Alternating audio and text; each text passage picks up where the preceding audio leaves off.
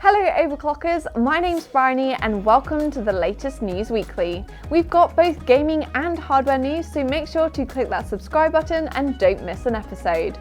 This week's stories include product launches, Doom Eternal, Need for Speed and more. So let's dive straight into the first story.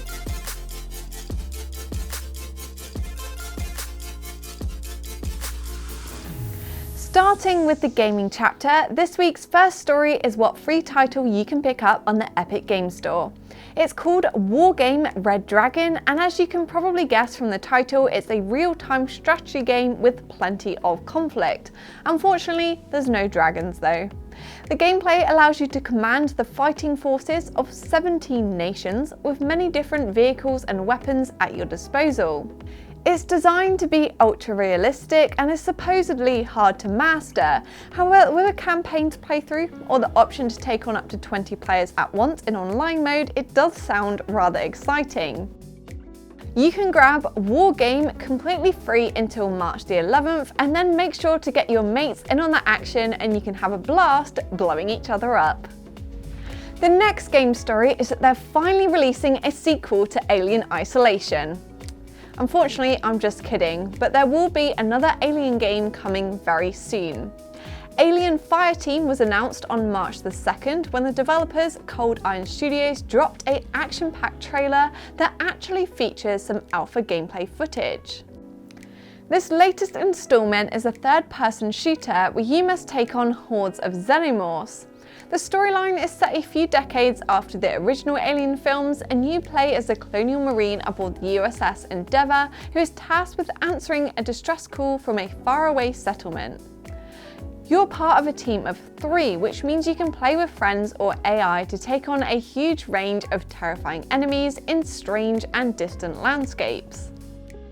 Alien's Fireteam is more of an action fighter than a horror game, which in my opinion is actually more appealing because I am an absolute wuss. You won't have to wait long to play, and the launch date has been announced for summer 2021 for PlayStation, Xbox and PC. Make sure to watch out for those face huggers. Moving on to the next bit of news, which is about Need for Speed. The most recent Need for Speed game was meant to arrive sometime this year, but it's now been delayed. The developers Criterion, who last worked on Need for Speed Most Wanted, have instead been moved to help DICE with Battlefield 6. The latest Battlefield game, which is due to land in fall, is slightly behind schedule due to the ongoing pandemic, and the team is supposedly feeling the negative effects of working from home. EA! You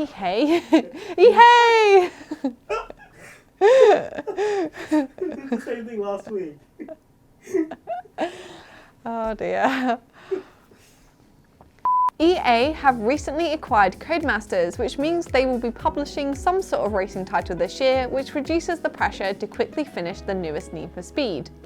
Criterion have worked with DICE in the past on Star Wars Battlefront and Battlefield 5, which makes them the ideal choice to help out once again.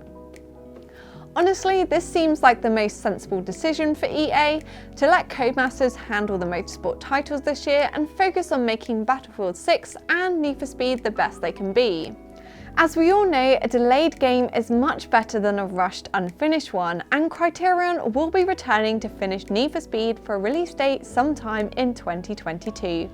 I am greatly looking forward to a new Need for Speed Damn.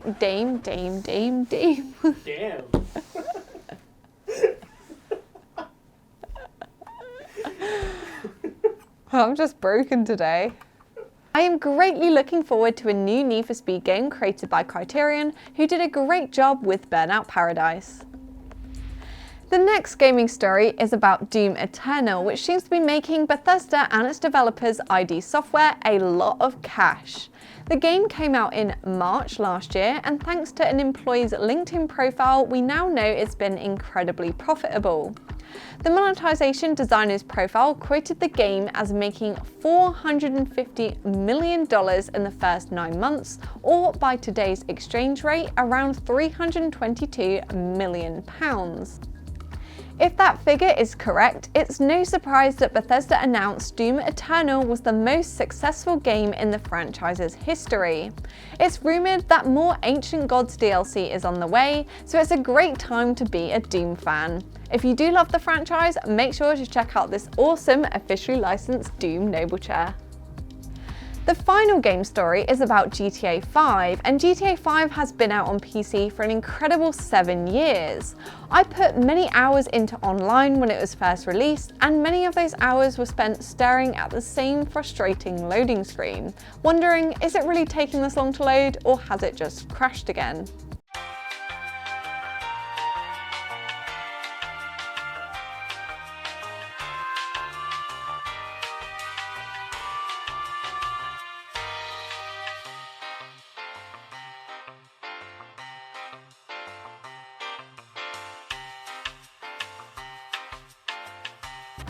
It's something that really put me off playing, and I'm sure there's many other gamers who feel the same. Throughout the years, despite faster PCs, faster storage and better hardware, nothing has changed and waiting times can be as long as 6 minutes. However, a modder by the name of ToasterCX has finally cracked it and posted a blog post explaining how he did it.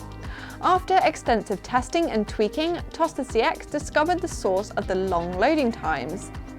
It seems several file checks are done a number of times and then repeated up to 2 million times. This hugely increases the loading time, and to make things even worse, only one CPU core is used when these checks are taking place.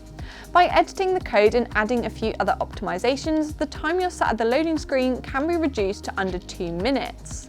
In the blog, this method is stated as a proof of concept, and it seems to be aimed at Rockstar's developers, with ToasterCX claiming the patch can be applied in less than a day. Modifying your game files can get you put on the naughty list, so hopefully Rockstar will look at finally improving the loading times themselves very soon. Kicking off the hardware chapter of the video is a product from the company with the name that I cannot pronounce.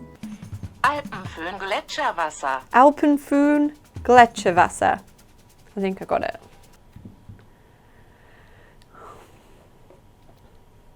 There are 4 different models available of the Alpenfohn Gletscherwasser. The 240. You got completely wrong. You're like Stephen something. Like what?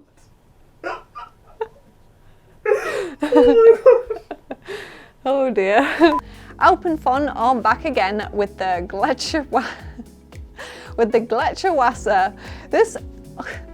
Gletscherwasser. This all-in-one already comes in a 240mm and 360mm variant that were launched in October last year, and you can now get your hands on a 280mm version.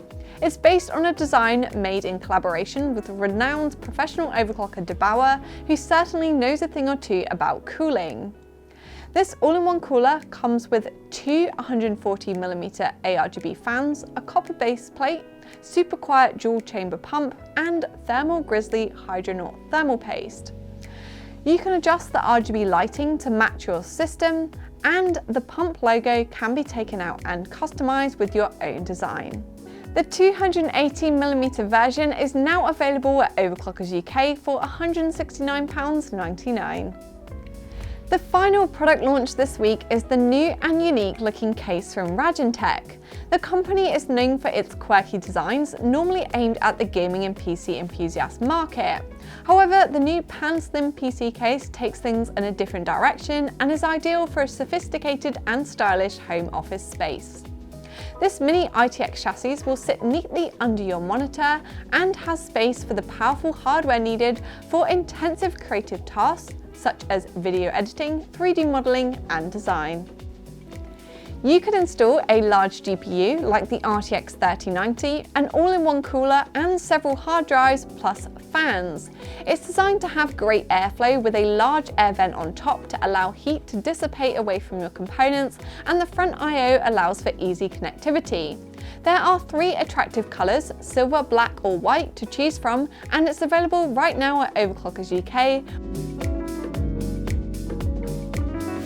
Thanks for watching this week's episode of Overclockers News Weekly. Let me know in the comments below if you're looking forward to the next Alien game. Remember to like and subscribe, press the bell icon so you don't miss next week's episode, and I'll see you again next Friday.